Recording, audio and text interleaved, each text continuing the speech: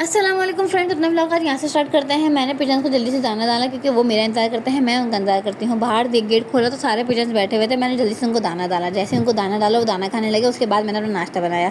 Usaid उठ चुके थे, उसैद अपनी मस्तियों में लगे हुए थे। उसैद तो बस क्या ही कहें, उसैद का तो क्या ही कहना। सुबह उठते ही माशाल्लाह बच्चा तैयार हो जाता है और फिर खाना वगैरह खा के सुकून से अपना खेलता रहता है।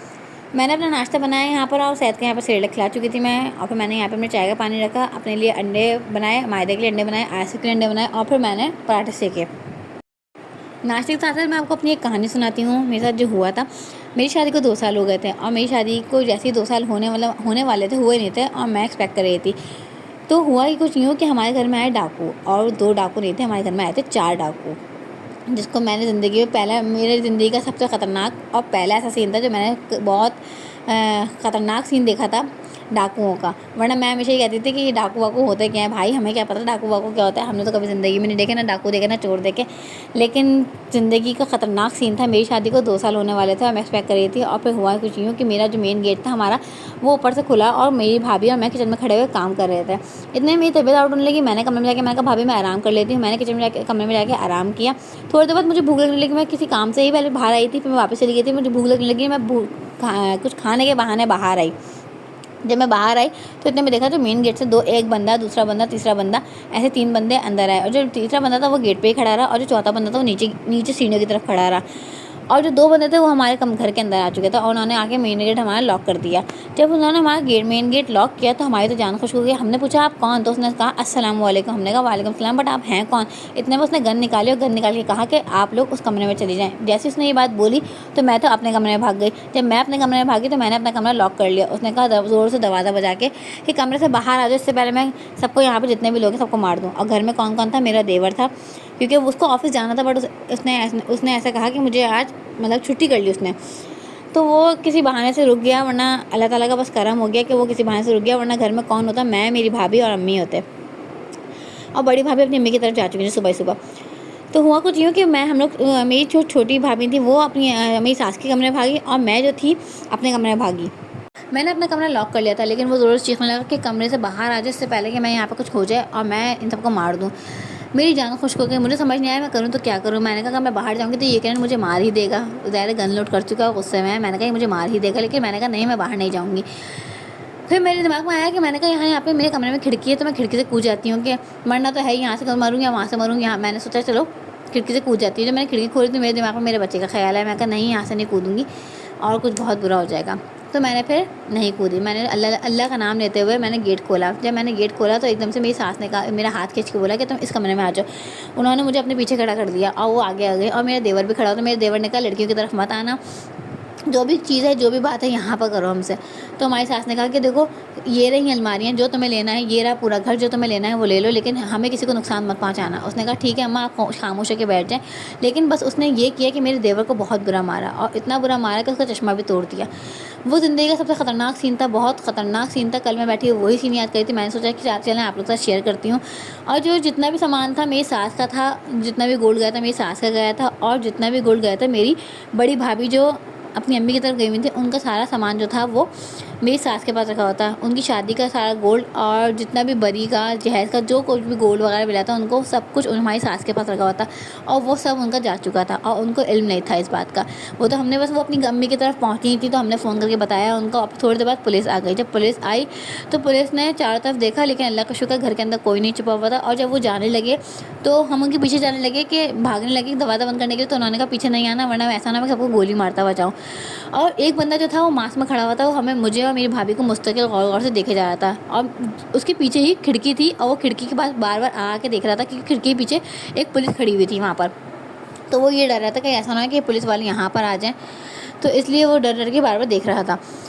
बहरहाल ज़िंदगी का सबसे ख़तरनाक सीन था। मैंने ज़िंदगी में अपनी कभी ऐसे सीन नहीं देखा, लेकिन ये जो सीन देखा था ये सारी ज़िंदगी की याद रहने वाला सीन था। मैंने इतने करीब से अपना वो ख़तरनाक सीन ऐसा नहीं देखा।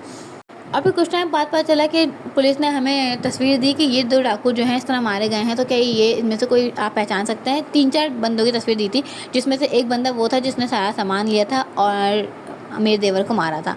तो पता चला कि वो जो बंदा था वो जौहर चौरंगी में 2 मियाँ बीवी को लूटते हुए मारा गया।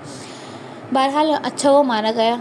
लेकिन खैर अल्लाह ताला उसके दर्जात बुलंद करे, क्योंकि यही वाली बात है कि अगर यहाँ से दुनिया से कोई जाता है तो उसके लिए अच्छे लफ्ज़ इस्तेमाल करने चाहिए। लेकिन बस गुस्सा इस बात पे है कि ये लोग इतने आराम से लूट लेते हैं दूसरों की ज़िंदगियों को, दूसरों की ज़िंदगी के साथ खेल लेते हैं, दूसरों की ज़िंदगी एक लम्हे के अंदर झटपट कर देते हैं। ये नहीं सोचते कि वो किसी की औलाद है, या ये नहीं सोचते कि वो किसी का बेटा है, किसी की बेटी है, किसी की बहन है, किसी का भाई है। ये लोग कुछ भी नहीं सोचते, और फिर बस ये लोग सिर्फ अपना काम करते हैं, और अपना काम करके ये लोग सिर्फ ये जा वो जा करते हैं। बहरहाल ज़िंदगी की बहुत ख़तरनाक चीज़ थी ये, मैंने सोचा आप लोगों के साथ शेयर करूँ। हम लोग आज गए थे जौहर, चेज़अप गए थे, और चेज़अप से मुझे कुछ सामान लेना था, ग्रॉसरी से कुछ सामान वगैरह लेना था, मायदा को अपना कुछ सामान लेना था। तो फिर हम लोग चेज़अप पहुँचे, और चेज़अप से हमने थोड़ा बहुत सामान लिया।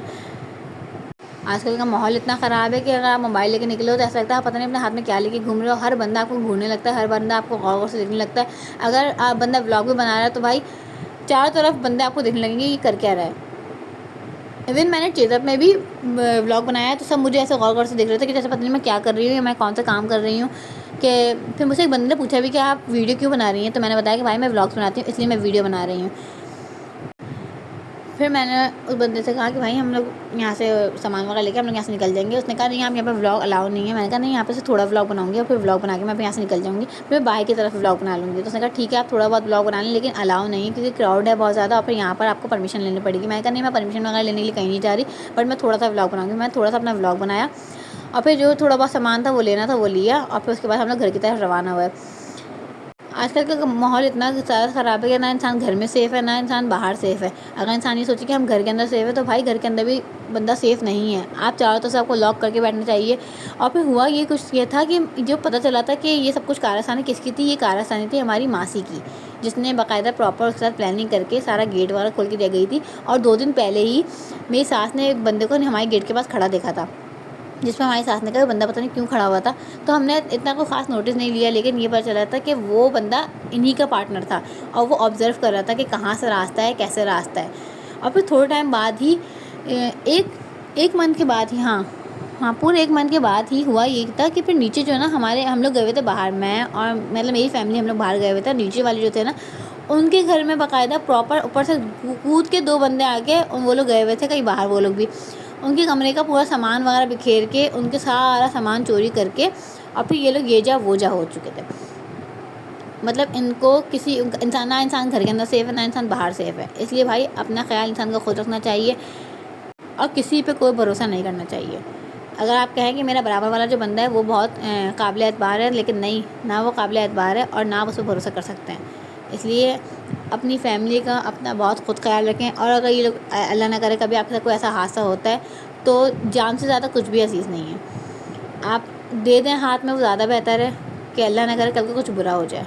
इसलिए मैं तो यही मशवरा दूँगी आपको कि हाँ, मैं अपने शौहर को भी ये मशवरा देती हूँ अल्लाह ना करे, अल्लाह ना करे, अल्लाह ना करे कभी ऐसा कुछ हादसा हो या कभी ऐसी कोई चीज़ हो तो आप फ़ौरन सब कुछ हाथ में दे दें। जब उसने ये कहा कि मैं आपके देवर को मार के जाऊँगा, मेरी और मेरी सास की, मेरी भाभी की हमारी जान खुश्क हो गई कि अल्लाह ताला बस अब तुम रहम करना, ज़िंदगी हमारी सबकी तेरे हाथ में है। बस फिर उसके बाद ये हुआ कि वो खैर चले गए, लेकिन बहुत ज़िंदगी का ख़तरनाक सीन था। और सबसे ज़्यादा बुरा ये था कि मेरी भाभी को जो ज़ेवर गया था मुझे उस पर बहुत ज़्यादा तकलीफ़ थी। बस इंसान जो है अपना बहुत मेहनत से कमाता है, बहुत मेहनत से बनाता है। और आजकल के ज़माने में, आजकल के दौर में ज़ेवर बनाना कोई आसान काम नहीं है।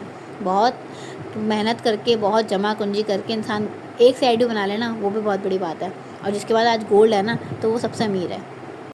बस फिर हम लोगों ने यहाँ पे खाना वगैरह खाया। आसिफ ने कहा चलो भूख लग रही कुछ खा लेते। फिर यहाँ पे मायदा अपना व्लॉग बना रही थी, हमने यहाँ पे खाना वगैरह खाया।